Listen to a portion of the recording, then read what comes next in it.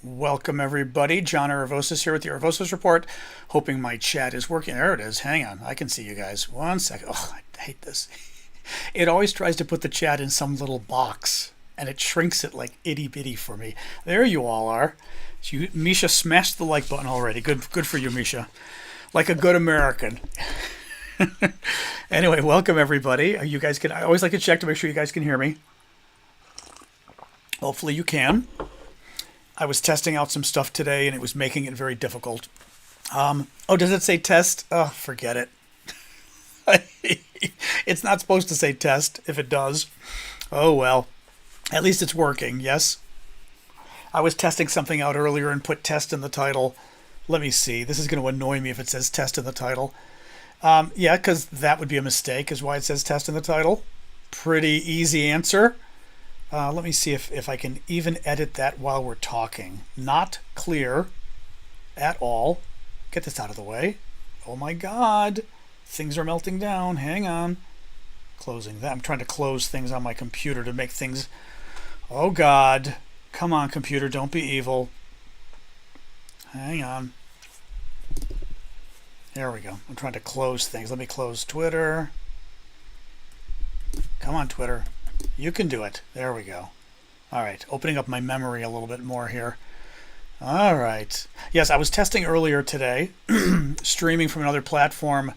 And, the video was okay, but the sound, I listened to it again, and the sound was not good. So I'm not very happy about that. The sound had like something going on in the background. It was a very bad thing. And of course, right now, I'm having all of this freeze up on me, so I can't even edit it so it doesn't say test anymore. Arrgh! Annoying. Very annoying. All right, why is it doing this? I don't know why it's doing this. Oh well. Anyway, at least I can see you guys. It's freezing on me a little on my end. Oh my God, please stop. Had I not started this already, I would reboot my computer, but obviously I'm not going to do that since we're already running. But anyway, hello guys. Yes, we're going to leave the test up because this is just causing more problems than I can even imagine. I think because I did the test earlier, it ate up some of the RAM on my machine, clearly. You know what? I'm going to close my browser too while I'm at it just for fun. There's white noise right now? Interesting. Wait a minute. It shouldn't be. Actually, the only question I've got on that is whether... Let me see here. Is this the microphone that's working? As I pull it away, does it go further? As I pull it, does it go closer? Making sure this is the microphone that's actually working. Is that the right microphone? Because there's like a hissing going on in the background earlier today. That's the right microphone. Well, it shouldn't be hissing on us, guys. Definitely should not be hissing. All right, well, not hissing. There was like you said, like fan noise, which I noticed earlier today as well. Well, you know what? It is what it is. We'll worry about it later. There's no way to adjust this stuff. Sounds fine to you? Okay, good. Yeah, because it was annoying me. It was annoying me before. Oh, Gunther, you are correct. You are correct. I had a little bit of cheese earlier. That's funny. I would have thought you were my computer fan, but it shouldn't be picking up my computer fan. It never does normally. It's very weird. I'm going to move this over here a little bit. Very strange, because normally it doesn't pick up my computer fan, but it is today. Who knows why? Anyway, welcome everybody. All right, I'm going to get... there's nothing we can do about it. Like I said, just let it go. It's kind of freaking me out right now. All right, let me get rolling on TikTok, and it will be what it is. There was food on my face. At first, I was thinking that was like a troll, and then I saw it was Gunther, and I went, okay, telling the truth. All right, hey TikTokers. Okay, here come the TikTokers. It probably is my computer fan, but it still makes no sense why it's picking it up today for the first time ever. So who knows? Hey TikTokers, how are you all doing? Oh, Nancy renewed her subscription today. Thank you, Nancy, for doing that. I appreciate that. Oh, anyway, welcome everybody. John Aravosis here with the Aravosis Report. We're going to wait a second for folks to beam in on TikTok. We've already got the YouTubers here. Hey, Yvonne. How are you? Hey, John S. for the gift. Thank you. Anyway, yes, I was a little hungry, so I had a little snack before the show. And was making some bread before the show, so I just ran out and finished that 2 minutes before. So lots of like busyness. Anyway, how's everybody doing today? Hey, TikTokers. I am in Chicago again for another week. Today's Wednesday, yeah, May 1st. So I will be here for another week, then fly back to DC, and then continue the show from there. So, woo-woo. I've not noticed any protests in Georgia. I mean, there's protests, colleges all across the country. So most of them do not catch my attention. Columbia was big in the news, as was UCLA, but that's about it. Hey, Jeff. Hey, Warren. Thank you for the heart there. Ashleen in Ireland, good to see you. Anyway, guys, I think I may even get rolling. Thank you, Alan. I may even, and thank you for the tiny diny and the heart, both. Thank you, Jen. Georgia, the country. Yes, I'm going to mention those. So I'm thinking you mean student protests in the state of Georgia. Yes, I'm going to mention the protests in the country of Georgia. Yes, that's on my list because it is Russia related as well. Thank you, Lamb Chop, for the heart puff. Kojak with hair. Well, Kojak was a cop, though. We like Kojak. We do like Kojak, but he was a cop, So, Mom is doing well. Sasha's doing well. Thank you, Life, for the gift on TikTok. Anyway, guys, well, let's get rolling. So, welcome, everybody. I am John Aravosis. This is the Aravosis Report. It is my daily show, as you guys know, that I do, covering the war in Ukraine. I'm gonna get rolling, and we can talk about the U.S. protests and everything else in a minute. We'll jump in and do Ukraine first. Thank you, Running, for the gift there. Ooh, a little bit of slowness on the video on YouTube. Hope that doesn't keep up. We shall see. It supposedly knows what it's doing, but I'm a little worried. It's breaking up on let me just ask you real quick. TikTok, I know you're okay. YouTube, is it breaking up on your end? Because I'm seeing it break up on my end, which is not making me happy. It is glitching out. Son of a bee. Hey, Running, let me see if I can edit this while we're live. I'm not sure I can. Somebody had shown me once how to do this. Let me see real quick, guys. I'm going to see if I can update the YouTube settings. Somebody had shown me once how to do this. Output. Let me see here. Video. I think it's not going to let me do it because I'm live, which is annoying. It is annoying, yes. It is annoying. Yeah, it's not going to let me update this because I'm live, which I thought I thought I had done that before, but maybe I'm crazy. Turn off any outputs to change video settings. I don't know what that means. Video bitrate? I don't think that's the problem. I can lower the video bitrate if I have to, I suppose. Anybody got a tech suggestion on OBS of how I can help the video be a little better? Just asking really quick. It's fine now? Okay. I'm using OBS, but the video is glitching a little bit on YouTube.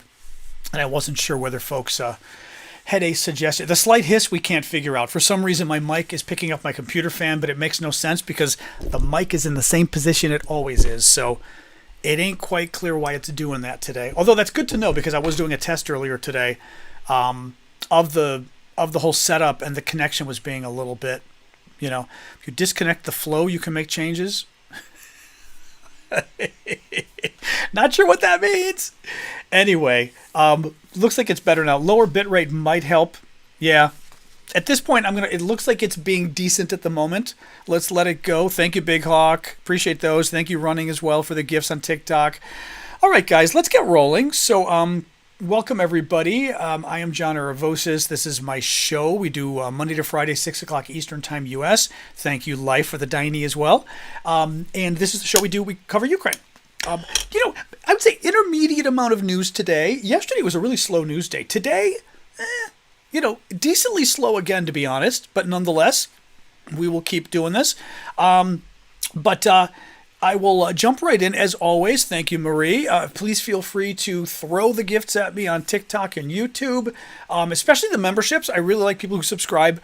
If you become a monthly subscriber, it helps me out a lot. Also, you guys have been really cool about throwing in gift subscriptions. So gift monthly subscriptions, which you can do on TikTok and YouTube. Thank you, Barbie, for the Diney, and Pedro, and Missy. You can do gift subscriptions that basically other people get for 1 month for free. And then after a month, it goes away, so you're not paying.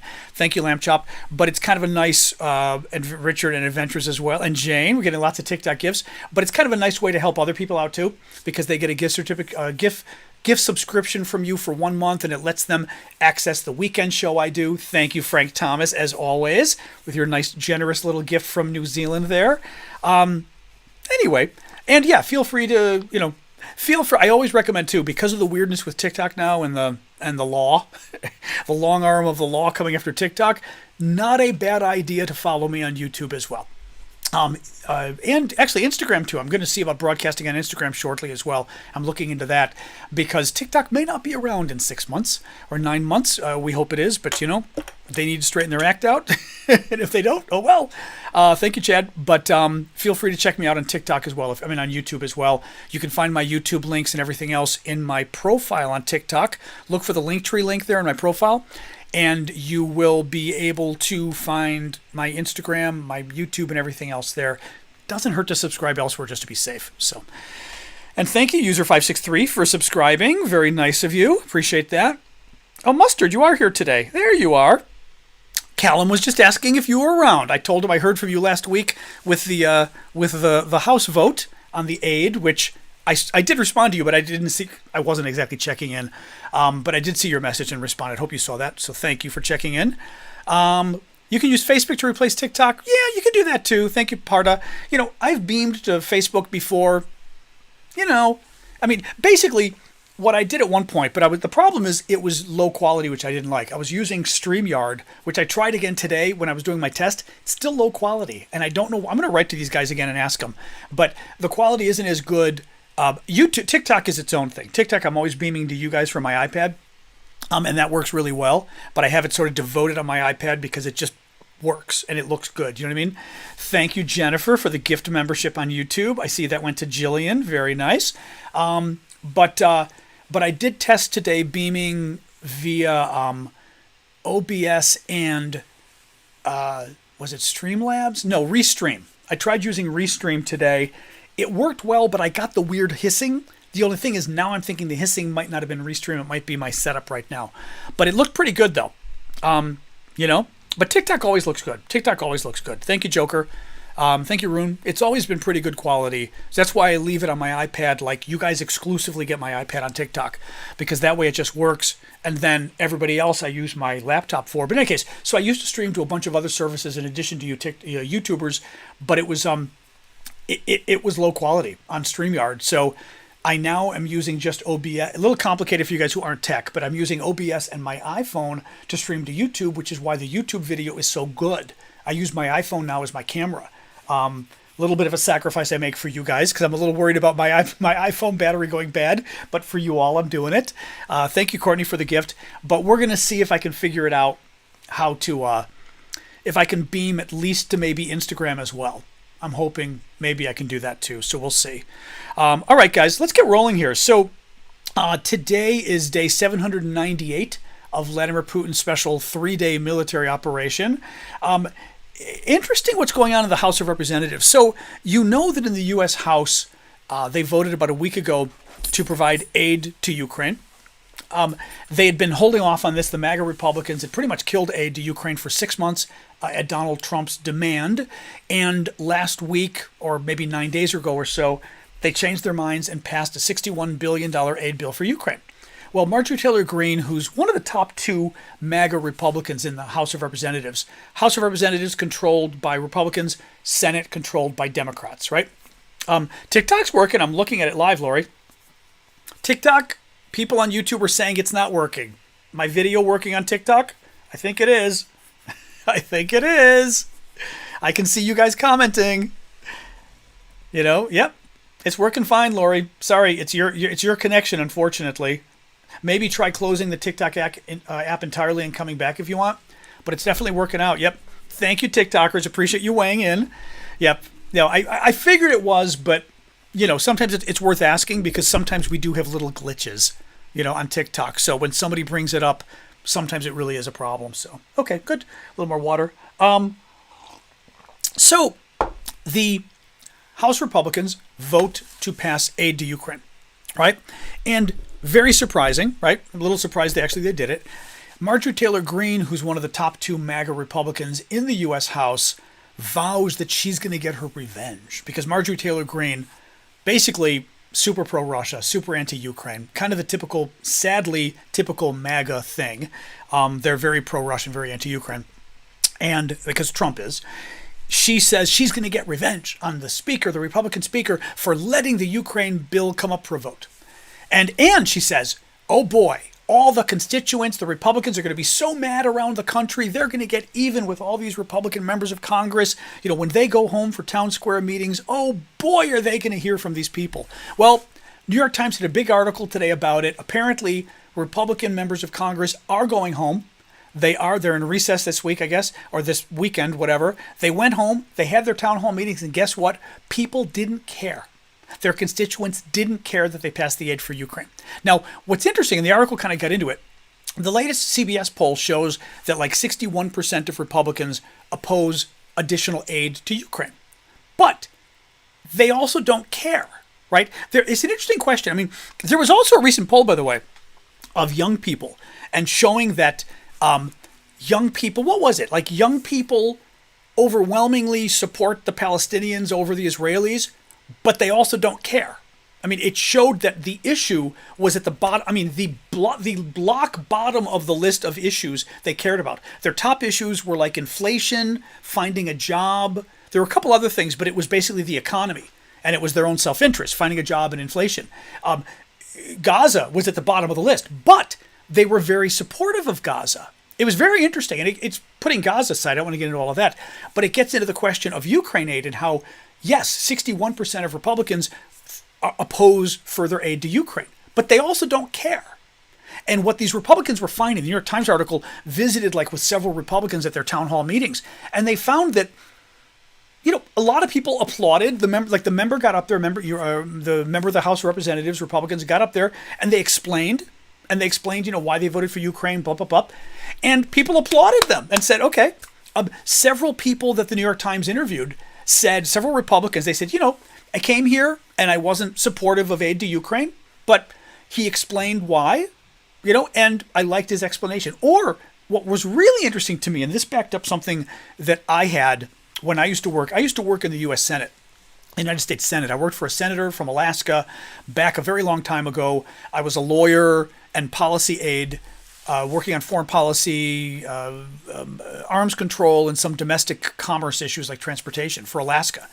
And one of the things I learned then, and what the New York Times article said is happening with these Republicans who supported aid to Ukraine, is even if voters don't agree with you, they like when you they like it when you talk to them like an adult and you explain your position. And if you're reasonable and rational, even if they don't agree, they basically agree to disagree, which I think is absolutely fascinating. They said in this case that several of the voters said, yeah, I don't agree with him, but I like that he took the time to explain. And, you know, one voter said, you know, what am I going to do about it? Basically like, yeah, I disagree with him, but big deal, right? And this was something that happened all the time when I worked in the Senate. My boss would take a position that the voters disagreed with. They'd call me, and we would take calls. Like in the U.S. government, in the U.S. Congress, you have much more interaction with constituents, you're right, with the voters, especially in a smaller state. Like Alaska back then had 500,000 people. So I would take calls from constituents and explain the senator's position. And lo and behold, like I would explain the position, and I literally have people tell me, you know, I don't agree with you, but I appreciate your point of view. I appreciate you explaining it. You know, you've got some good arguments, even if I don't agree. And basically, just and mind you, the fact that this works today is kind of amazing, right? Because you'd think like 30 years ago, people would be this kind of rational if they disagreed with you. And today, people might not be rational, right? But shockingly enough, a lot of Republican voters are still rather rational. And if you explain to them, you know, I disagree, here's how I voted, they go, okay. So anyway, very interesting, but I think that's an interesting question that I think people did not get into with all this polling about Ukraine. We keep seeing polling on Ukraine that says, you know, 61% of Republicans oppose aid to Ukraine, or the American people are split on aid to Ukraine. But we don't see polling, which they should do, on what is the depth of feeling about that issue. How strongly do they feel? Like, as I said, right? You know, do you oppose aid to Ukraine, but you really don't care? Or do you oppose aid to Ukraine and like Marjorie Taylor Greene, you're going to bring the house down, right? Anyway, so the further issue of bringing the house down. So Marjorie Taylor Greene, hey Kristen. Now, Olaf's daughter. Oh, I remember you. You got the cool last name, Olaf's daughter. I always like that name because the Scandinavian names, like in America, we're used to Scandinavian names ending in son, like Svensson, which would be, I assume, the son of Sven, right? Even though we say Swen, I'm assuming it's Sven. I was not familiar that Scandinavian names also end in daughter until I was watching a bunch of the Scandinavian TV series about the Vikings. Thank you, Succeed, on Netflix, and seeing names like Olafsdotter. Really, and I just never knew. And kind of interesting, actually. Anyway, so putting that aside for a minute, I always remember your name when I see it now for that reason. So what was I going to say? Here we go. Now I can put the live chat. There we go. Okay, now I can see your guys' live chat, which is good. Thank you for the gift there, Tarad.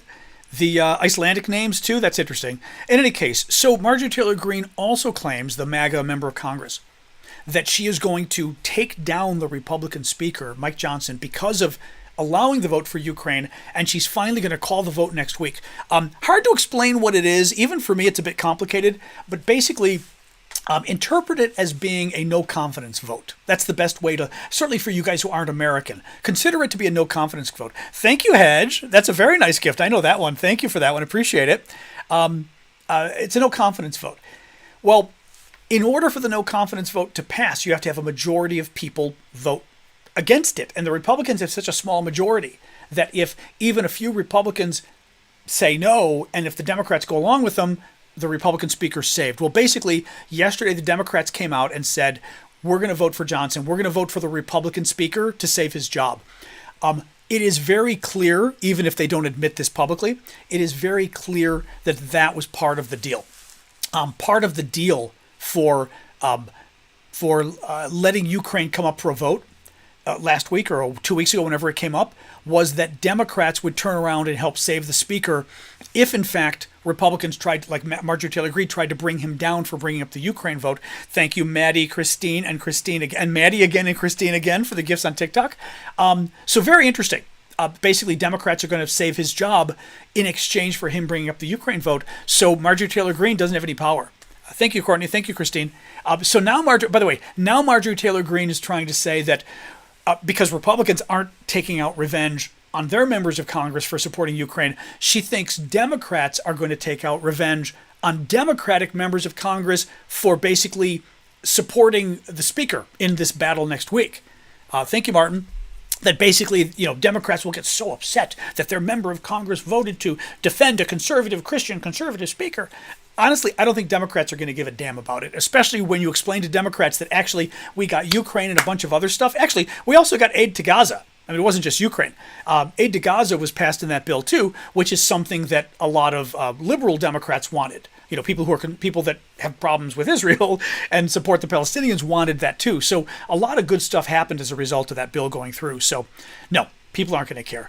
In any case, she is vile, as Jillian just said, but she's not doing well, which is what's great. Thank you, Tom.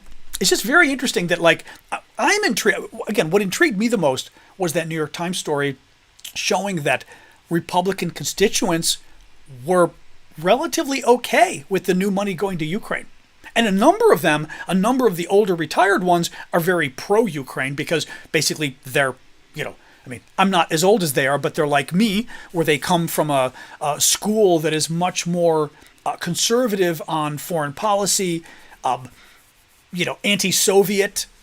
That carries over into our feelings about the Russians, because I think that Russia really is the follow-on to the Soviet Union. Putin was a KGB colonel, and he's not that much different today. He's the same guy.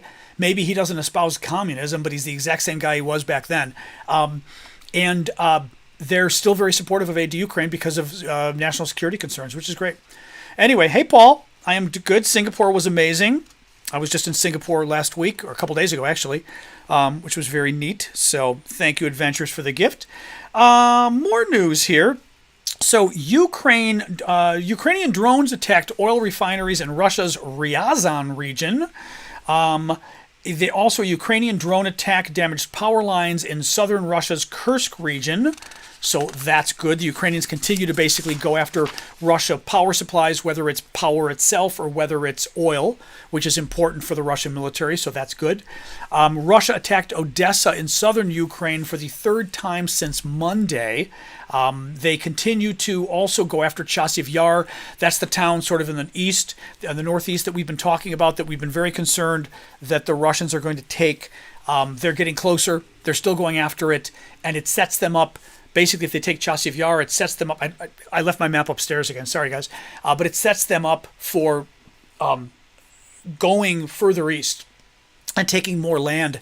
Zelensky today said, but other analysts were saying today, that even though the U.S. aid is now flowing again, it's not there yet. The majority of it isn't there, and the Ukrainians are very worried. They'd interviewed some soldiers saying, especially with artillery shells, which has always been the concern. The Russians, at the moment, are firing like 10 artillery shells to every one artillery shell the Ukrainians have. They're still really worried about it. So, hopefully the U.S. aid will come soon, and hopefully there's enough artillery shells, because that's not been great. That's the thing where the Czech government went and scoured the world and was able to find around 1.5 million artillery shells. They're raising money for it, and I'm still not convinced that they were able to raise all the money for it, which is not good. Obviously, we and others should be ponying that money up. Russia, so the U.S. has accused Russia of using chemical weapons again in Ukraine. This was from, I think, a New York Times article. Washington accused Moscow of violating an international treaty by using listen to this, by using a First World War era chemical weapon. In other words, thank you, Timothy, for the TikTok gift. In other words, using weapons from the First World War. Now, the First World War was a big deal. That was a big deal in terms of chemical weapons, huge chemical weapons use. It led to international ban on chemical weapons. Most countries don't use chemical weapons. Russia still does, because this is Russia with the war crimes. But the U.S. accused them of using a weapon that dates back to the chemical weapons used in World War I. State Department said Russia has deployed the choking agent chloropicrin, may not be pronouncing it correctly, against Ukrainian troops, and used riot control agents as a method of warfare. According to the U.S. Centers for Disease Control, chloropicrin is an irritant with characteristics of tear gas. It was used by Germany against Allied troops during the First World War, but has since been banned for military use. But, of course, Russia uses it. Big surprise. Georgia. So, let's talk about Georgia. Somebody had mentioned earlier, maybe was it Terry? I don't remember. Terry was just laughing about it. Georgia, and I was thinking you meant the U.S. state of Georgia, but what she means, and I know everybody hates when we call it this, but it helps people in the West understand what it is, the country of Georgia, which is a former Soviet republic. It is important for you to know that it is a former part of the Soviet Union, because the Russians keep mucking around, and the current government in power keeps mucking around on behalf of the Russians. Well, the Georgian government in the country over there, former Soviet, is trying to pass legislation that is basically a Russian law. It's the same law they have in Russia that is used to punish independent media and independent organizations. The law would require anybody who gets more than 20% of their funding from abroad to register as a foreign agent. Now, why this matters is because in poor countries like Georgia, that are not just poor, but there isn't a lot of support for independent media, for independent nonprofits, charities, NGOs, whatever word you like to use. It's not a rich country. So you don't have a lot of money for private charities. You don't have a lot of money for private media, right? Where does that media come from? It comes from international donors. It comes from the U.S., France, the U.K. We put a lot of money, but not as much money as people think. Thank you, Elizabeth. We put a lot of money into foreign aid. The thing is, Americans like to think, foreign aid is actually, 20% of the U.S. budget. No, it's not. Foreign aid is foreign aid less than 1%? How much is it? Do we remember? Hey, Siri, what percentage of the U.S. budget is foreign aid? Foreign aid is a large portion, although less than half, of federal spending. No, it's not. No, it's not. Oh my God, what an answer. Siri claims it's half of federal spending. Foreign aid is like either 1% or less than 1%. Yeah, it actually says 0.17 cents per person. It is such a small amount of the budget. Is not even kidding what a small percent. Yeah, it's a very. I can't use my phone right now because I'm beaming on here. One of you guys check on your phone what the percentage of the U.S. federal budget is for foreign aid. I wouldn't be surprised if it's less than 1%. It's very small. Well, Google it right now. You guys can check right now for me because you've got your phones. Just check while we're talking. But in any case, that was Siri on my computer. It was, yeah, it was. That was kind of a mess. But what is what was I going to say in terms of foreign aid? Oh yeah. So basically, the U.S., France, others provide money that we provide to charities, we provide to civil society groups, pro-democracy groups. It's not 10%. There's no way it's 10%. There's zero chance it's 10%. It's got to be less than 1%. Yeah. A lot of folks are saying 1%. That sounds, I think it's less than that actually, yeah. In any case, it's very small. But in dollar terms, it's still significant in terms of helping people. Bottom line is, a lot of our foreign aid money goes to help these groups around the world, and these governments want them to define them. There's no way it's 12%. There's no way. They want them to define it as being a foreign agent, and the reason they do this is to basically ostracize them and clamp down on them and get rid of them. And it's a Russian technique. And the Georgian government that is pro-Russian basically is now doing this in Georgia, and it's causing lots of problems there. Now, you remember that the Georgian people really rose up against their government maybe 6 months ago now, and the government put the law aside and said, okay, we're not going to do it, blah, blah, blah. Well, they're trying to do it again. They did what I would say was smart of the government, where basically they said, okay, calm down the protests, we're not going to do anything, and you basically hope it goes away, right? But what do you do? Yeah, Matt, RFK Jr. is a nut job. I love that. You're a Dem consultant, so I get why you hate RFK Jr. That is such a troll comment. Republicans like to do this, like MAGA trolls like to do this, where my favorite is, because they always claim, it's like, you're a Democrat, so blah, blah, blah kind of garbage, right? My favorite, thank you, Courtney, is, you're a Democrat, so no wonder you support war. Right? I mean, Democrats have been terrible about supporting wars. Democrats don't support wars. I wish Democrats supported more war. Right? Thank you, Elizabeth. And thank you, Courtney. But it's the great argument the MAGA people use now. Oh, those Democrats, they're such warmongers. And it's like, oh, yes, those Democrats who just want to spend on defense and they just want to go to war. And now the idea that, because you're a Democrat, you wouldn't like a Kennedy. Well, actually, if you're a Democrat, an independent, or anybody with half a brain, you wouldn't like somebody who's a conspiracy theorist. RFK Jr. thinks that polio isn't caused by polio. He thinks that polio isn't really a disease. He thinks that the polio vaccine doesn't work. He thinks that no vaccine works, by the way. Thank you, Blue Guy. He thinks that no vaccines have been proven safe. He said this last summer. He thinks no vaccines are effective. He said this last summer. And when he got called on it on CNN, and the thing I don't like about the guy too is he's a liar. He's a liar. This is RFK Jr., the Robert F. Kennedy Jr., who's running for president and isn't going to win.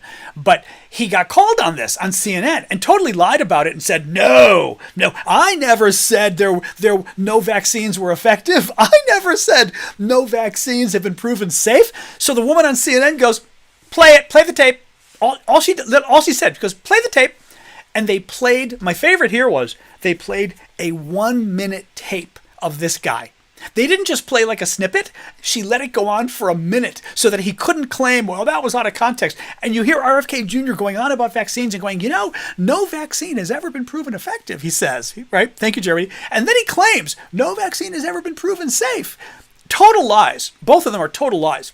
But that's why I've got a problem with the guy. He's a conspiracy theorist and a nut job who happens to be good on the environment. And that's great. He's good on the environment, but he's also cuckoo for Cocoa Puffs. So yeah. Now, having said that, if you're a Trump voter, RFK Jr. is great. Vote for him. Be my guest. But I love that kind of Democrats are warmongers. I wish Democrats were warmongers. Are you kidding? But anyway, all right, let's get moving here. But yes, polio isn't caused by the polio, and the vaccine doesn't work. Sure, it doesn't work. Sure, you tell that to the literally millions of children who can walk today because they didn't get polio. Polio would literally, particularly strike children, and they would become paralyzed. I mean, horrible disease. Thank you, Bryce. I know. I love the Cocoa Puffs reference. I haven't used that in a while either. Cuckoo for Cocoa Puffs. All right, a little bit more here. So yes, the U.S. imposed new sanctions today on China and Russia, companies in China and Russia, for aiding Moscow's war effort, the Treasury Department announced. More from the New York Times. The sanctions represent a broadening of U.S. efforts to disrupt Russia's military-industrial complex supply chain. They include more than a dozen targets based in China, which the U.S. says has been increasingly been helping Russia arm itself. The Biden administration has expressed growing alarm about the weapons technology alliance between China and Russia. Top U.S. officials have voiced those concerns to the Chinese counterparts in recent weeks. Estonia is now closing its border with Russia, at least in the evenings. Estonia is one of the three Baltic republics. Baltic countries, Latvia, Lithuania, Estonia, or is it Lithuania, Latvia, Estonia, if I want to get it correct geographically, since I don't have my map in front of you all. They're closing their border with Russia at night because of a sudden influx of migrants and asylum seekers. The Russians are doing the same game they played with Finland, where basically they're using humans as weapons, and they're basically finding, migrants, immigrants, whatever you want to call it, and from Africa and the Middle East, and throwing them at Western countries to cause immigration crises. And they tried it with Finland. Finland finally just closed all their border checkpoints and said, okay, you're going to do that? We'll close our border, because I got news for you. There aren't a lot of Finns going on vacation in Russia. There are a lot of Russians who want to go to Finland, that's for sure. But Finland, not a lot of people really want to go to Russia. So now they're trying to do the same thing with Estonia. They're trying to basically throw all these people, all these immigrants or whatever from Latin America, from the Middle East and Africa at the Estonians, and the Estonians are going, we'll close our border. Because again, you know what I mean? Like, only Russians want to cross the border. Not a lot of other normal people want to cross the border with Russia, especially now with the Russians kidnapping people and everything else. So, final story also of some unhappiness with the Russians. The Ukrainian and military intelligence reports that Nepalese soldiers who were assigned to the Russian armed forces are deserting due to heavy losses, non-payment of salaries, and commanders' abuse. You might have remembered there have been stories recently of Indians basically being tricked into fighting for the Russian armed forces. Well, also there were stories about Nepalese who went and basically kind of didn't know what they were doing, and they were looking for money and for jobs and this kind of stuff, and they also got suckered into fighting for the Russians, and a lot of them are now deserting because, among other, well, they're getting abused by the commanders, which we also read they were doing to the Indians as well. Basically, they treat either anybody who isn't Russian or anybody who's a minority in Russia, so like the darker-skinned people from the Asia and those regions, and they use them as cannon fodder. They use them to go first in the war effort and basically get killed. So they go running first, and then the white Russian troops from Moscow and St. Petersburg come last. Well, doing the same thing with the Nepalese, and the Nepalese basically said, I don't think so. So anyway, that is it for the news today. Let's do our Q&A and everything else. Please do keep the gifts coming, guys. As I always tell you, I do this for free. I do it full time. This is my job, and your gifts help pay the bills. So please do keep them coming. TikTok and YouTube. I always try to do a shout out when I see the bigger gifts that fly up on the screen. Although Colin, I appreciate the roses there. And also do if you can, try to do the membership or the subscribership as well. Thank you, Ernie. And try to do gifts, because the gifts are always nice, because then it goes to other people. Meaning a gift subscription or gift subscriptions or gift memberships, whatever they call it, are nice because then other people can access it, and it'll automatically throw it to those other people. So anyway, kind of a nice thing. So if you can, I'd appreciate it. Which one is that, Christopher? Your member said they supported Ukraine but voted against it. Thank you, Jen, for the crane. Thank you, Simon, as well, for the heart, and Christine for the confetti. What else we up? Thank you. It was Dora and Simon. Thank you guys for the gifts. Lots of gifts on TikTok here. Dora again. Simon again. Thank you guys. What else we got here? Yeah, let's talk. Questions, comments, everything about anything.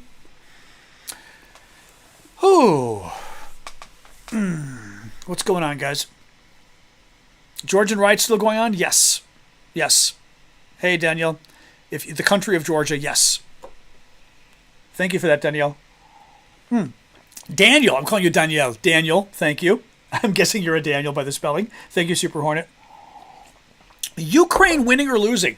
Ukraine's not doing well right now, or not doing as well, because the U.S. cut off the money. Thank you, M. Fuller.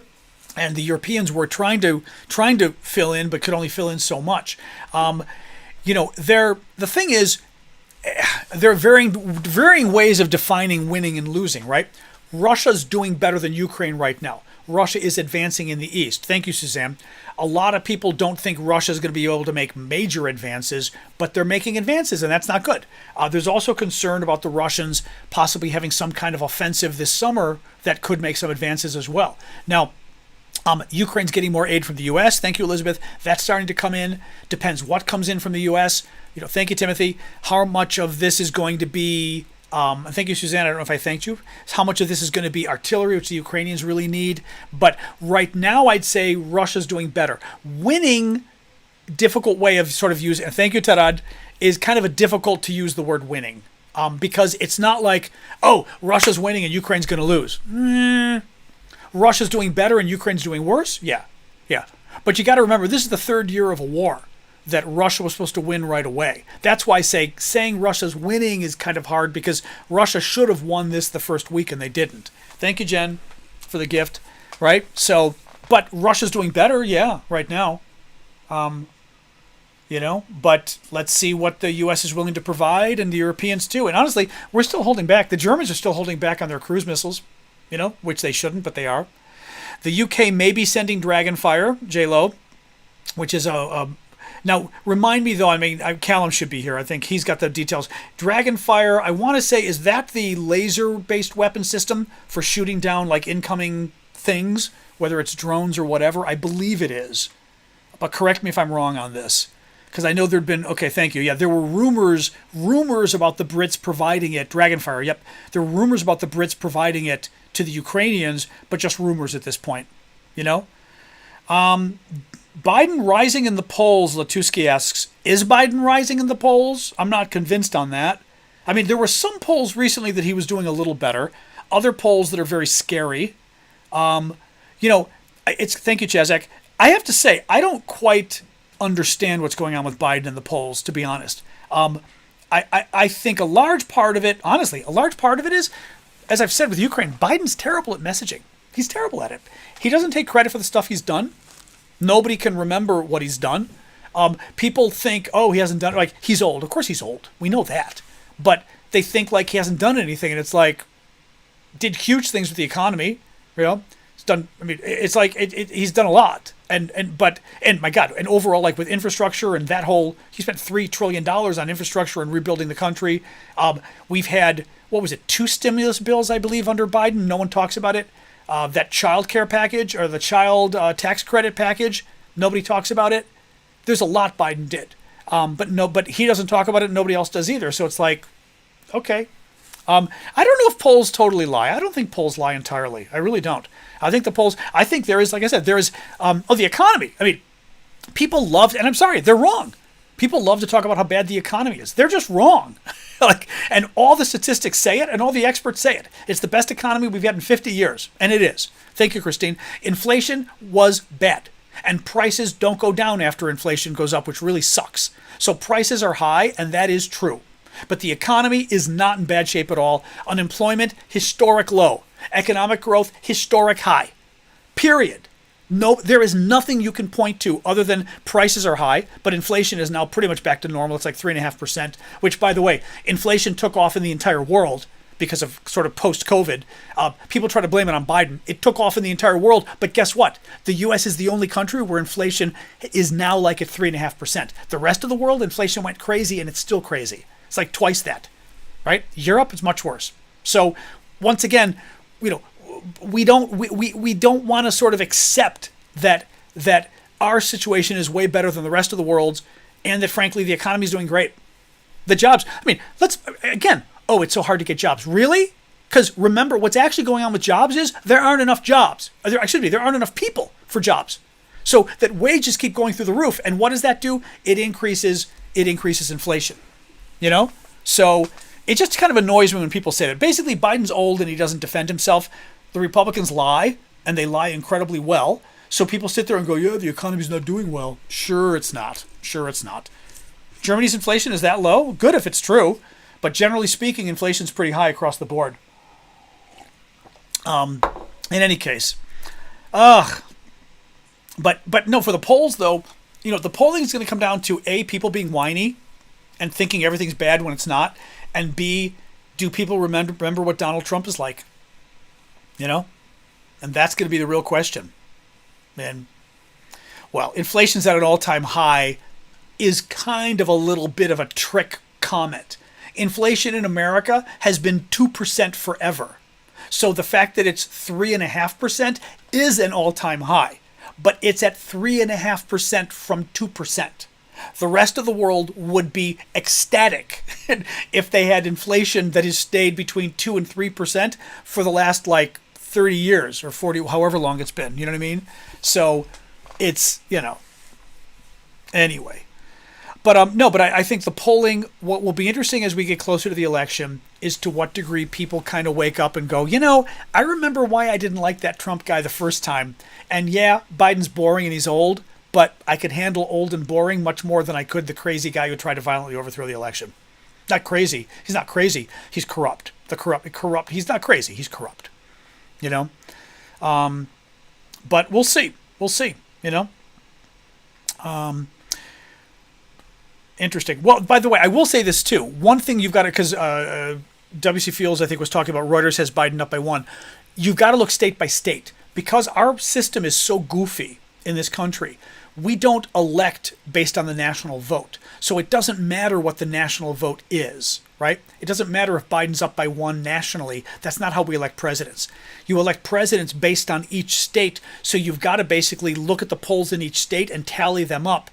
Depending on the state, if you have the most votes in the state, basically many states have winner take all. Each state has a certain value. They're called electoral votes, but value assigned to it. And many of the states, if you get 51% of the vote, you get all the electoral votes of that state by just getting 51%. So you can see how lopsided it can be. Well, what happens is the election with Trump, Hillary Clinton won the election with Trump by 3 million votes. But she lost the election because of the way it breaks out in our states. Al Gore won the election against George Bush in 2000 with the popular vote. But he lost. He won by maybe 500,000, I think, in the popular vote. He lost because he didn't win the states he needed to win. So it's incredibly undemocratic. Yes, Rocket, I agree completely. But what it means is you can't just look at the national polling. Under the national polling, Hillary Clinton won. Under the national polling, Al Gore won, but they didn't win because it depends on the individual states. It doesn't make sense at all. It's crazy, but that's the way it works. So you've always got to pay attention to the key states and how the polling is going there. What are the chances Trump will support the war in Ukraine?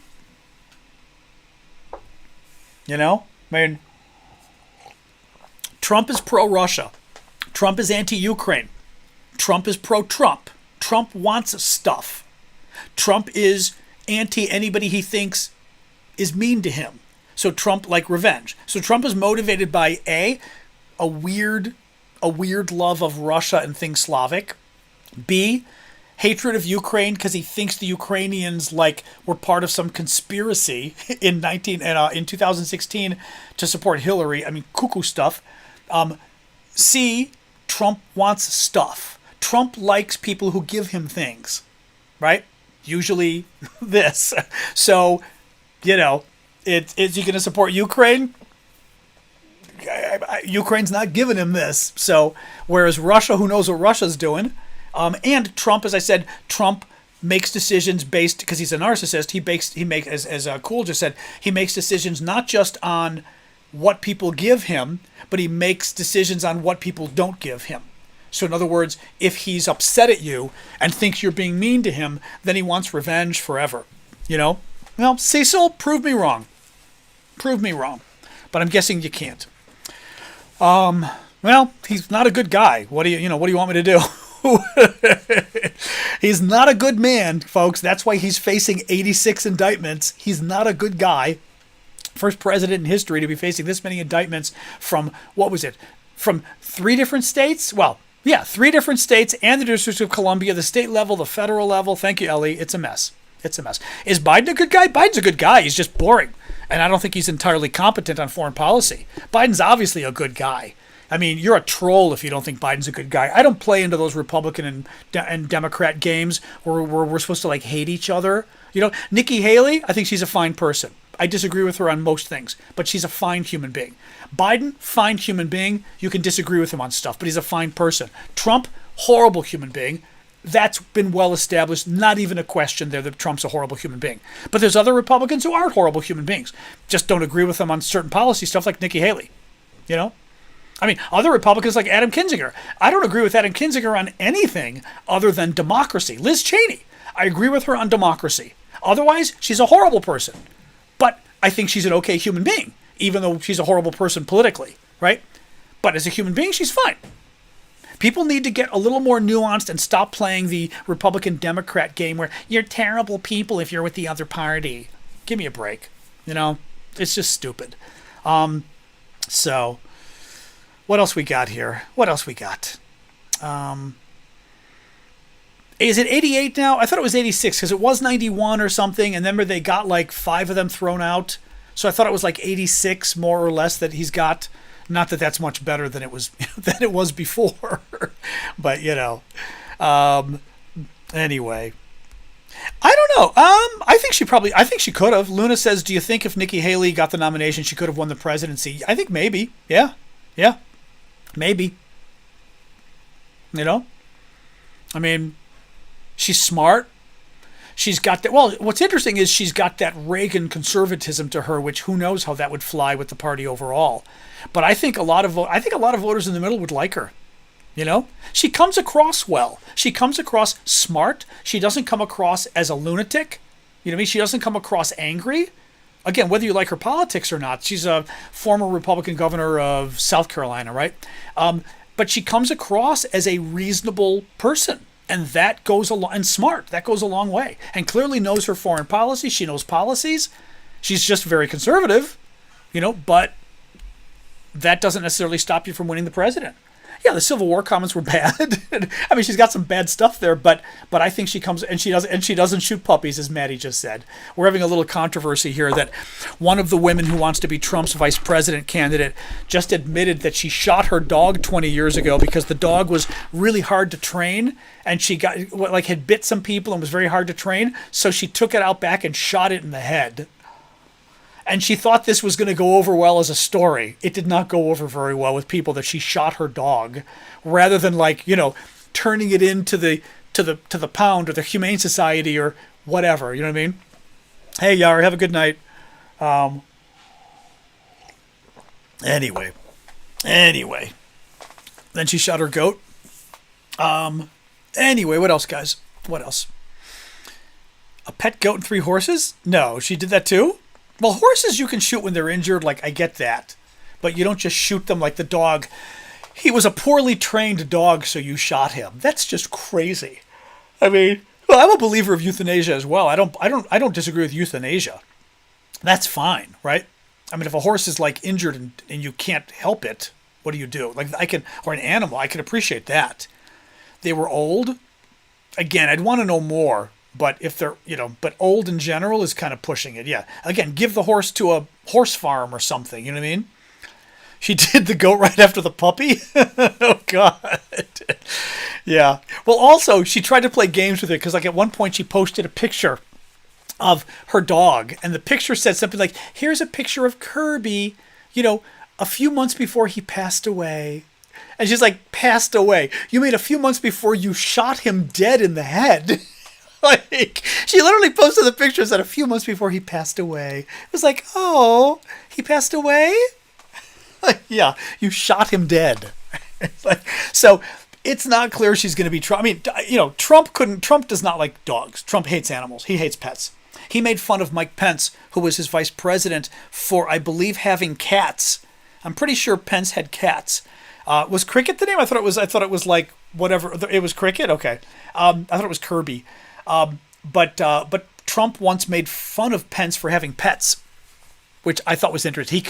He thinks you're weak if you have pets, this kind of thing. It's like, okay. Well, I was going to say, especially a dog if the dog was only 14 months old. Lots of bigger dogs are terrible for the first 3 years. Kiki, hey Kiki, thank you for the super chat question or comment. Is there a measurement for to report for middle class income and price per month on necessities other than economy and inflation? I'm not sure what you mean. Well, okay, I guess. Well, it's a good question. I guess you're saying. Well, okay. I think what you're asking is a measurement for how middle class people are doing, other than just the inflation measurement. I will tell you this, that I know there's controversy on the inflation measurement because of what it looks at. And it like looks at some things and not other things. And there's always been some controversy as to whether it's up to date. And it was also, I think, established, I don't know if it was 50 years ago or what was it, right? The Consumer Price Index. But I don't know. Actually, I'm thinking of the Consumer Price Index probably. But I think, wasn't it the one that was established like 50 years ago or something? Like back when, we were totally different as a country. And there's controversy as to whether it should be changed now. And I don't remember whether under the new analysis people are proposing whether inflation would be higher or what. But I'm not sure what else people look at. Now, I will say this. I think people who are smarter about the economy, who know more, will literally break down that index and look and say, okay, sure, this is going up or this is going down, but this is going up. And my thing is going slow again on YouTube, I can see. But they'll kind of look at stuff like that. And they'll try to basically my cousin Mark is very good at this. He'll break it down and go, well, yeah, you've got to look at, these three parts of the index and what's really happening there. And not month to month, but annually and blah, blah, blah. But I don't know whether there's like an index you can look at. I think it's more you look at the individual things, whether it's food, whether it's housing, whether it's gasoline, things like that. And you try to basically get a better sense of whether things are going better or worse based on that, rather than just the aggregate, which people think isn't very fair. That's all I know about it, though. Is the U.S. slow walking supplies to Ukraine? I don't know if we're slow walking it now. It does take some time to get stuff there. I like what Shay says, my dogs are morons and I wouldn't trade them for the world. My dog is not a moron. She's a little bit of a PITA sometimes, but she's adorable. Here, as I show every night, sitting in her little cat bed while we're talking. She's awake too because I can see her blinking. But she's just sitting away, looking adorable. I mean, come on, when they look that adorable, even though she woke me up repeatedly last night because my dog is the smartest dog on the planet. She woke me up multiple times and she was panting. And I'm thinking, thank you for the dog gift, Hedge. I'm thinking she's panting because she's too hot because it was very hot upstairs last night. This season always gets weird in the upstairs in the house. Finally, I had this, at like 2 a.m., I had this epiphany and thought, is it raining outside? Because it wasn't supposed to rain at all in Chicago last night. I pull up my phone and pull up the weather at like 2 a.m.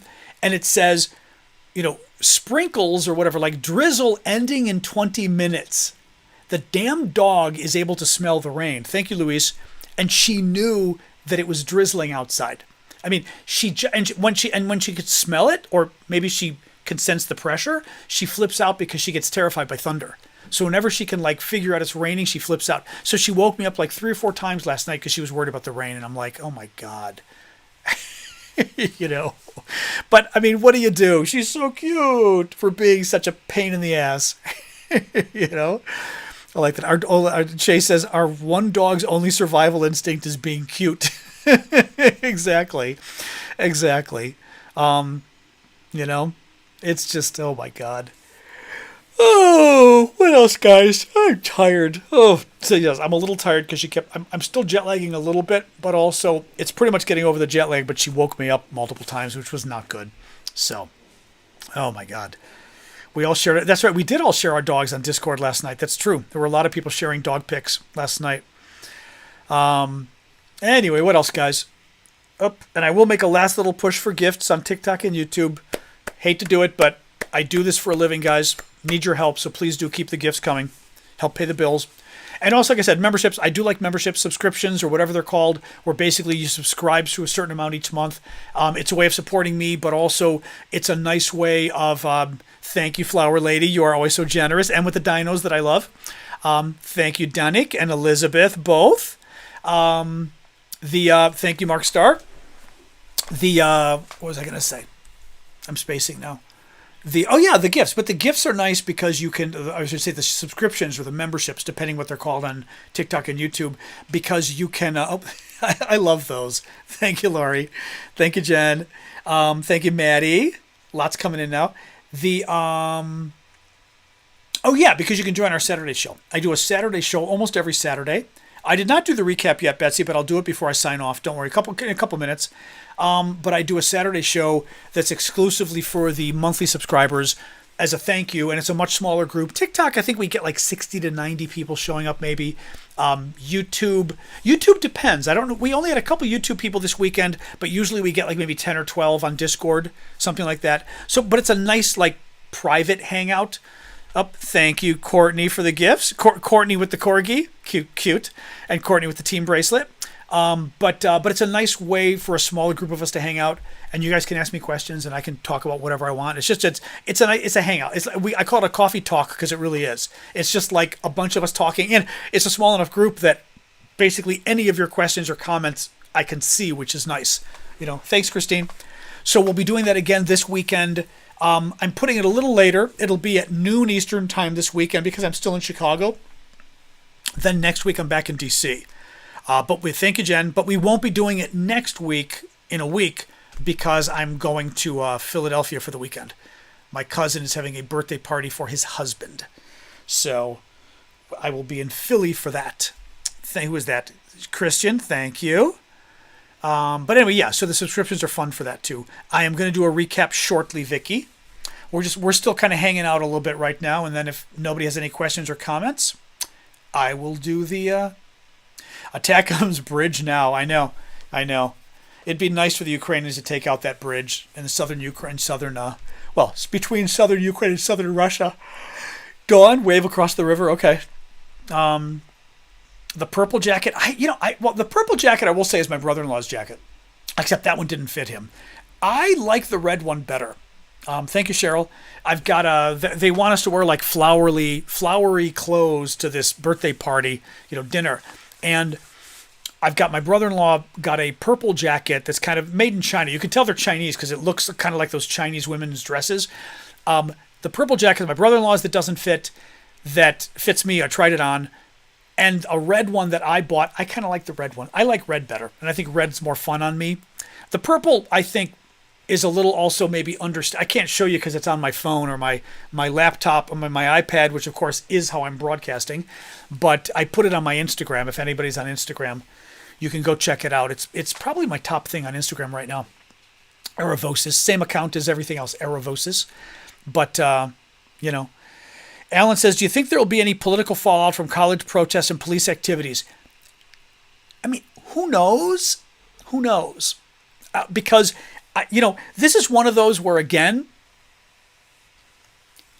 don't believe the cricket is the loudest thing in a field of sleeping cows. or not the loud, but the biggest thing. There's some kind of Chinese proverb or something that the cricket is loudest. The cricket is loudest in a field of sleeping, like bison or whatever the hell, right? Sleeping buffalo. And it's that, if you've got a field of buffalo that are asleep, the cricket is going to be the loudest thing. So you're going to be like, wow, that cricket, loud, scary. Except, of course, the bison are much scarier. They're just not making any noise. And with these protests, you've got a lot of very liberal kids protesting. Okay. They tend not to vote, A. And B, do they represent all of America? I don't think so. I don't know. I mean, but I think at least a lot of people I know and follow are kind of sick of them personally. I'm not convinced. So I don't really know when you've got the police breaking up these protests, whether that's going to, is it going to turn people off? Like, oh my God, why are the police doing this? Or is it going to make a lot of people go, finally, I mean, a lot of people I know are saying finally. Maybe that's self-selected though, right? Maybe people around me say that, right? So I don't know how Americans feel across the board about it, though, right? So I don't know. I mean, and again, I see arguments for both sides because there's clearly freedom of speech arguments. Absolutely. I also at the same time personally find these kids to be, I find them to be anti-Semitic, a lot of it. I also think you don't break into university property. Like they were smashing windows and stuff in Columbia University and breaking in. You don't do that. There's also something which you got to look at the Columbia University statement. There was a report that they took some of they say facilities staff, meaning the maintenance staff, the cleaning staff, that they kind of took them hostage for a little bit at Columbia. There was an initial report, and I heard that, I went, what? Then if you look at the statement, I don't have it in front of me because it's on my phone, but if you look at the statement from Columbia University's president last night, she mentions that they took over a building and facility staff were inside, but their release was negotiated. And you read it and go, their release was negotiated? I'm paraphrasing, but it basically says something to that effect. And again, you don't have to read much between the lines to say, why did the janitor need to have his release negotiated when they took over the building? They weren't going to let them out. They were holding these guys hostage. Whether it was for 15 minutes, they held them hostage. My suspicion is that caused a big problem for them. Also, breaking the windows caused a big problem too. But again, I'm not very sympathetic on this, so I may not be a good judge though, right? I don't know where Americans are across the board, but I will say, look guys, I've said from the beginning, wherever you are on this issue, I've said from the beginning, the protests are too far left. The protests are too radical. The people running the protests are basically like socialist and Marxist students, and they are. I mean, in New York, they literally had Marxist signs. It's been this Students for Justice in Palatine, that's a city in Chicago, in Palestine, that's a fringe group. And I mean, ask anybody. It's a super fringe group. It's banned on a number of campuses. It's the crazy people. It's not the normal people. It's not like people like you, right, who support the Palestinians over the Israelis. It's the crazy people who support the Palestinians over the Israelis. And I had said from the beginning that is not going to benefit this movement. And I've said it about other movements in America too, that you could be right about your cause, but you do not want the crazies running the show for you. And I think the crazies are running the show on these student protests. And it's starting to bite them in the ass. But we'll see. Maybe the universities will overreach. Maybe the scenes of police arresting these students will cause a backlash against the police in favor of the students. It's very possible. It's entirely possible. I don't know. But these protests are being run by... And I mean, there's been a little too much anti-Semitism in the protests. There just has been, We've got too many videos of them like blocking Jews from going play. And they say, my favorite is Zionists. They mean Jews. Come on. Zionists. I mean, they use the word like it's an insult. Zionist means anybody who thinks Jews have a right to a homeland in the Middle East. I got news for you. That makes me a Zionist. It makes most Americans a Zionist. But what they mean is they mean Jews. And they've made that clear. I mean, Brian, I have less of a problem with that. Brian says, why are they protesting this but not Ukraine? I mean, look, everyone has their pet issue, right? You could also say, why am I doing a nightly show about Ukraine and not inflation or I don't know what, right? Not cancer, right? I mean, we all have our pet issue, and I'm actually kind of okay with that. I'm okay with students picking up a pet issue. I mean, I don't necessarily have a problem with that. But, because again, you can, but it's just, I think there's a radicalism to it that is not helpful. And again, I think there's an anti-Semitism. I do. I think there's some Jew hatred. I've said this from the beginning. There is a level of Jew hatred underlying a lot of this movement. Now, that doesn't mean you all are part of that, but you're also not the people camping out at the college campuses. You're not the people marching in the streets, most of you. You know what I mean? It's a different crowd.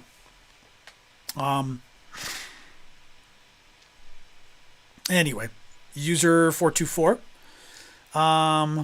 Somebody's Arctic is saying a Quebec judge dismissed an injunction from the University of McGill to clear the student protesters. So what does that mean, though, Arctic? Does that mean the judge isn't letting the university. I'm a little confused which way that goes. You know what I mean? Is it stopping the university, or is it letting the university clear the protesters? I don't understand which one that is. You know? Do I think it's legal what they're doing in the protests? It's okay. One question is legal. Another is violating university policy. You can violate the policy of your university and not be doing anything illegal.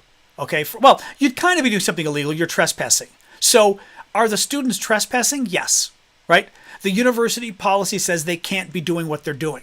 So they're on university land in violation of policy. That means they're trespassing. Having said that, students protest all the time and they trespass, right? I mean, so I'm willing to give some leeway there, right? McGill is in Canada. Yeah, isn't McGill Montreal? It's like an English-speaking school in Montreal, I think. I think so. But so like Montreal. So I mean, I'm not unsympathetic to the concept of, students will break rules with their protests. All right, see you, Frank Thomas. You know what I mean? Like, sure, that doesn't necessarily mean you arrest them the first time they break the rules, right? So like, I'm kind of okay with that. I do think the university has a problem. Like once they set up tent cities, they're not going anywhere, And then you got a problem because now you've got hundreds of people camped out in your quad. Thank you, Neil, for the gift on TikTok, is a little different than holding a protest this afternoon opposing the administration policy. Okay, that's a little different than camping out, because camping out, you're never leaving, really. And then that becomes a problem. And then it gets even worse when the people camping out are doing these weird things like patrolling Jews and Zionists and saying you can't come in if, they were literally, there's videos of them stopping Jewish students from going to the library. And saying, well, you can go the long way to the library. You're not allowed to walk, through this campus quad or whatever. And you know what? I mean, that's also a violation of federal law is the problem. And Columbia got itself into its own problem in a way. 2 nights ago, the president of Columbia said that the protests were violating Title VI. Title VI, and I'm not an education expert, but Title VI is federal law. There's a number of titles dealing with education. Title IX is like one of the other famous ones. Title VI deals with sort of access to campus for all sorts of different minorities, basically. And you can't deny access. And the president of Columbia University admitted 2 nights ago that the protests were violating Title VI. Once you admit that, she's in trouble. I said this because once she admits that, she's admitting that there are civil rights violations going on campus against Jewish students, and she's not stopping them. So once the school made that determination and went public with it even more so, legally they didn't have a choice. Okay, Gunther gave us a little more detail. Title VI of the 1964 Civil Rights Act prohibits discrimination if you receive federal funds. And the 1964 Civil Rights Act is the big American Civil Rights Act. That was the big, we've had many of them, but that's the big one after President Kennedy was assassinated. It's really the seminal civil rights bill in America. So in any case, if it was peaceful, it would be different. The only problem is if it was peaceful and it went on for weeks, you'd have a problem because the university can't just have the quad taken over for weeks, basically indefinitely. And that's the problem with tents and everything else. You know what I mean? The White House had this at one point. The White House, there used to be protests across the street. There always are. There's some crazy people that protest across the street from the White House. If you ever go to the White House, on the north side of the White House where you can get really close to the White House, right across the street, there's some crazy people protesting. And literally, I mean, they're, again, cuckoo for Cocoa Puffs crazy. They're woo-woo, out of their minds crazy. And they're these nuclear disarmament people. But trust me, if you can Google their signs. They're crazy people. They used to have like a home established and like a place to sleep and everything else. And they would put up signs. Either they had a place to sleep and they had signs. And the signs, they would just leave there 24 hours. They'd go and come back and get food. And the DC passed a law, or maybe Congress did, because that could be federal land, saying that, thank you, Kemi, saying that if you are going to have signs there, you have to be holding the sign. and the sign cannot be self-supporting. You've got to be holding it up. And the idea was basically, if you're going to protest, but you can't just cause a nuisance in essence, right? Like put up signs that you're not even holding. So then they're just going to sit there all the time. That's my problem with the tents. The tents, I think, are this long-term thing that I don't think is acceptable, because now you've literally taken over university property and you're encumbering the land versus other students using it. That's a lot different than protesting, right? Have your protest for the afternoon. Have your protest every afternoon, I guess, if you want to. Although even that becomes a problem eventually, right? If you're protesting every afternoon and taking over the quad, eventually the quad isn't useful for any other students. So it's a trade-off. It's a trade-off. But I think you've got to allow them to do some protests. Legally, you have to. Arctic says, I was a student protester back in 2013 when we flew to Ottawa and engaged in a solidarity march with our Quebec fellow students protesting tuition hikes. We literally caused the Premier of Quebec to resign. All right.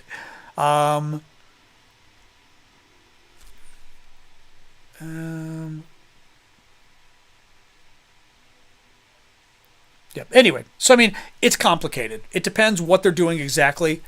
As far as whether it's allowed or not, but they're allowed to protest, but again, this is where again, like I said, these protesters aren't doing themselves any favors, because it would be much more problematic for the universities if these guys were protesting peacefully. First of all, if they weren't establishing tent cities, because the tent city thing just means, you're literally taking over university property. No tent cities, peaceful. You see Jews, you welcome them. You see Zionists, and you say, you're welcome too. Here, have some of our pizza. You know what I mean? Like, you truly take the Gandhi route. You take the pacifist route. And that's what you do. You welcome everybody, but you get your point across. You don't sing slogans about eradicating Israel, which they're doing, which means eradicating 10 million people. You just stop the crazy stuff, and I think it would have been very interesting. It would have been very interesting. I remember apartheid protests in the late 80s, but I don't remember seeing them. So I remember they existed, but I don't remember seeing them. So I don't remember what they looked like or all of that,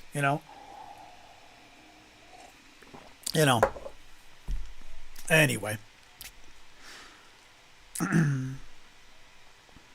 Anyway. Quebecois are always on protest. So are the French, by the way. The French are always protesting. You can get the French to protest like a million French in the street based on every spring they do it, actually. It's pretty funny. So. Anyway, guys, all right, I think we're going to call it quits. It's been an hour and 20. We even got to talk about this issue and not get into a fight, which I'm very impressed, because this issue is always a guaranteed party pooper, but I think we did pretty well on this one, so I'm glad. Thank you on all sides. Just looking here at last minute comments and things. Oops, I get my glasses. Magical, let's see what happens. Magical says, what are my thoughts on Columbia students being suspended? Let's see if they're suspended for real, first of all. I think the students could be suspended and then they reinstate them after a few weeks, for example, right? So that they're able to finish the school year or whatever it is. It depends what they did. Anybody who broke into the buildings by breaking the glass, I have a problem with people breaking into buildings. That kind of stuff is a problem. Anybody who pulled the crap with the Jewish students and told them they couldn't pass, you're expelled, as far as I'm concerned. You couldn't do that to Arabs. You literally, and you shouldn't, by the way, or blacks. Oh, are you black? We're not letting you go this way on public university land. You're out of there. You're out of there and you're not coming back. Those people I wouldn't even negotiate with. So I feel the same way. And unfortunately, let's face it.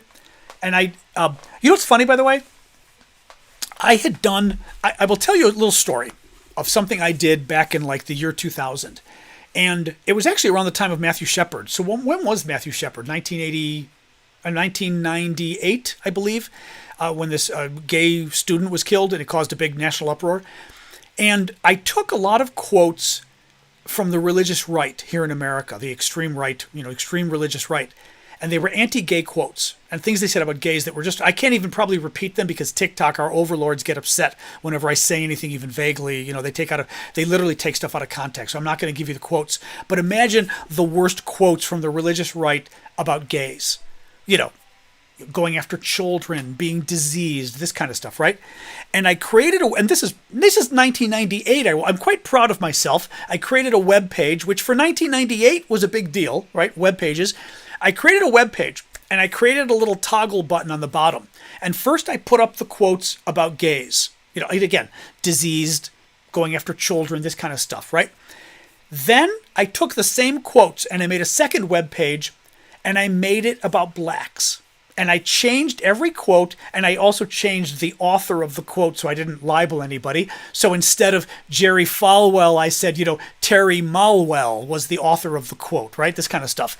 And instead of gay, I wrote the word black or African Americans or Africanism or blackism or some word that equated to being gay or homosexuality or whatever, right? Then I did a third page about Jews and Judaism and this kind of stuff. And the same thing, I took all the anti-gay quotes, but I made them about Jews. And what was fascinating was I noticed it myself reading. So in other words, reading an entire page of hate about gays, then reading the same page with the word black inserted appropriately, then reading the same page with the word Jew inserted or Judas or Judaism inserted grammatically correct. It's funny, Ned, you may have seen it. It was very popular at the time. What I found was, and I shared it with a bunch of journalist friends, it was even shown during the sort of the Gay and Lesbian Journalist Conference, and everyone agreed with me. When you read the black quotes, it was horrific. You read the black quotes and you literally got angry. It was so bad. I mean, like, you got angry reading the quotes about blacks, how bad it was. You then read the exact same quotes, mind you, with the word Jew inserted or Jews instead of blacks, and it bothered you. You didn't get as angry as reading about blacks, but it bothered you when you read it about Jews. Then you read the same page going after gays. And again, same quote, but you took out Jew and put black or gay in there, and you read it and went, yeah, typical. Typical anti-gay hate. It didn't even get me angry. It just made me feel kind of sad, like, yeah. So the gay one, you went, yeah. The Jewish one, you went, that's really bad. And the black one, you literally felt yourself getting angry. We don't even recognize, whether it's internal prejudice, whether it's not even prejudice, whether it's what we're used to, right? Like, I'm so used to the anti-gay hate that it doesn't even hit me. And I'm so used to the anti-Jewish stuff that to some degree it hits me, but not as much. But when I hear the black stuff, it really shocks me. That's sort of the way I feel about these protests. I think the stuff that's forget Israel. They're directing this stuff against Jews.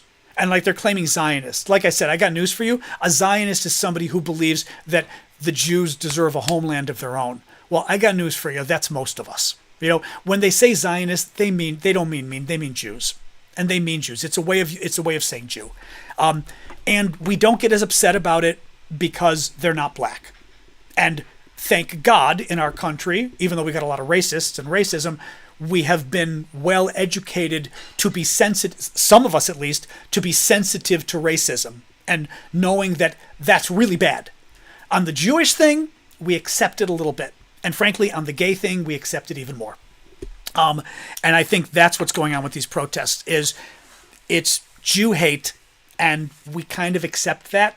And frankly, A, because we're used to it, and B, I got news for you. A lot of people don't like Jews, and they're not willing to admit it, but they really don't like Jews. And they still don't like them. And again, they're not willing to admit it, but they're willing to sort of extrapolate when it comes to talking about Israel and the Palestinians. And by the way, they think if they say the word Zionist, they don't have to say Jew. It's okay to hate Zionists, right? And to say they're all about power and this kind of crap and controlling the world because they're just Zionists, right? But you don't say the word Jew and you think you're okay. So anyway, just my take. All right, guys, I'm going to go. We're now almost an hour and a half into this, but thank you for joining us. Crazy time. No, I'm rather. We had one crazy person actually, but otherwise we've had a good discussion on this. Well, I mean, why the colleges let this happen? Because they have to some degree. I mean, in our country especially, we believe in free speech. Public colleges, meaning government run, so state universities, have even an affirmative requirement under the First Amendment because the government cannot impinge or cannot unduly impinge on free speech. So if you're at a state university, you really have to be careful about letting these students do their thing. Private universities gets a little different because the First Amendment doesn't apply to private. But there's these civil rights laws and everything else. So, they've got to let students protest. I don't have a problem with that. The problem is when it goes too far. And these protests, as I said, I think they're being run by the crazy people on the left, by the far left, and they've gone too far by going after Jews and by breaking into buildings. It's stuff that maybe the best way of putting it is it's stuff that comes across A as being racist and B being anarchist. And I think a lot of these people are. They're not even students at all. Some of these people helping with these protests are these crazy anarchists, especially in New York City and California, I'd say, right? Berkeley and New York and San Francisco, where do you think the anarchists are? Well, they're in Portland too, right? But they're sort of crazies from the town who come in, and unfortunately the protesters let them come in. The protesters should be like, get out of here. You're not part of the university. Frankly, the protesters, they ought to make all the other protesters show IDs, frankly. They should have I guess you can't shut down your area, but they shouldn't be allowing the crazies to even be there, Anyway, all right, guys, I'm going to get going. We're going to probably have dinner. I can hear forks and knives in the other room. But thanks for joining again tonight. This has been an interesting discussion. Like I said, a sane discussion, which I'm glad, on an issue that often isn't discussed sanely. Thank you, Courtney. Good night to you, too. Thank you, mods. And I'll see everybody tomorrow night, right? 6 o'clock Eastern Time, U.S. I'll be back, and we will continue the discussion. Maybe there's more. Oh, I was going to do a quick summary. That's right. Let me do the quick summary, guys. So the recap of what we talked about today.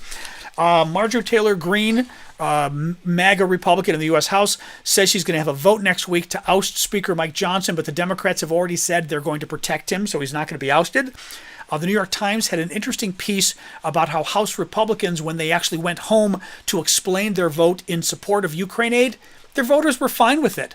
The voters might have been opposed to aid to Ukraine, but they also don't really care.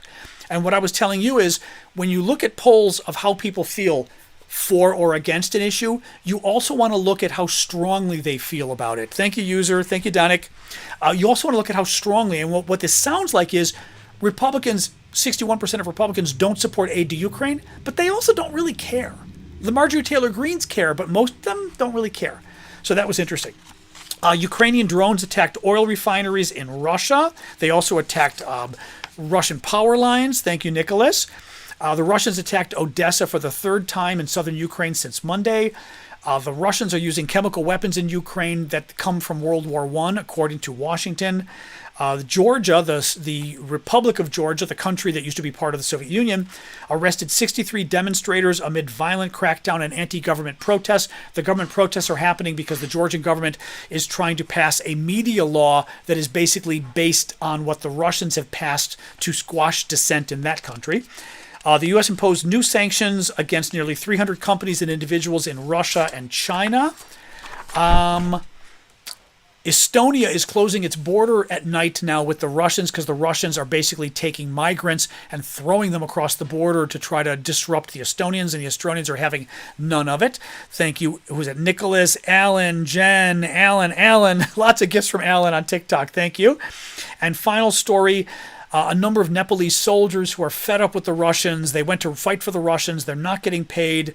They're being abused by their commanders, have basically had enough, and are now have deserted the Russian army, according to the Ukrainians, which is very interesting. So, all right, guys. Thank you, Jeremy, for that. All right, guys. Have a good night. We will talk tomorrow, and there you go. Thanks for joining. All right, 6 o'clock Eastern Time tomorrow night. Join us again. Thank you, Super Hornet. And if I can get it figured out, maybe I'll be streaming to Instagram as well. I almost was streamed. I did a test earlier today that worked well, but it still was kind of complicated. So hopefully we'll be able to get it to work. But I'm trying to get Instagram going as sort of my fallback to TikTok getting banned. Since I'm a little bit... I think there's a, as we say in politics or maybe statistics, there's a non-zero chance that TikTok does get banned. That basically the app gets removed. So I think we should cover our bets. Go to my links on TikTok on my profile page. Click the links. Look at my other services such as Instagram and YouTube, and follow me in other YouTube, Twitter. Follow me in other places just to be safe, if you would. All right, guys. We're not doing Discord tonight, Arctic, only because we did it last night. I'm going to skip it for tonight, but we'll try to do another one this week. Okay. SNN is because that's the name of the monthly subscribers, Blue Sky. We jokingly call it the Sasha News Network, which was named after my dog. Maybe we should rename it the Aravosis Report. I don't know, TAR. Although TAR kind of sounds funny too. If folks have a better suggestion for what the initials should be, it can be 3 or 4 letters. But we had SNN just because it was funny. It was named after my dog, Sasha News Network. So. But I'm game to name it something else on TikTok. We just haven't come up with a good name yet. Maybe John, Jon. You must have either you subscribed or you got a subscription given to you by free, which is possible too. Either you subscribed or one got given to you. Because what TikTok does, which is the same thing that YouTube does, people can buy subscriptions for free for 1 month and just donate it, and TikTok will automatically give it to someone. So double check that you're not paying if you don't want to be paying. I would love you to, but my guess is it might be a gift subscription. Well, you should be able to check in your own TikTok stuff and see, hopefully. Oh, that's your JONOAN. That's true. But anyway, check it out. All right, guys. All right. Anyway, thank you either way. I'm glad you're there. But join us on Saturday since you are a subscriber. All right, guys. Let's talk later. Okay. Have a good night. All right. Stop on YouTube.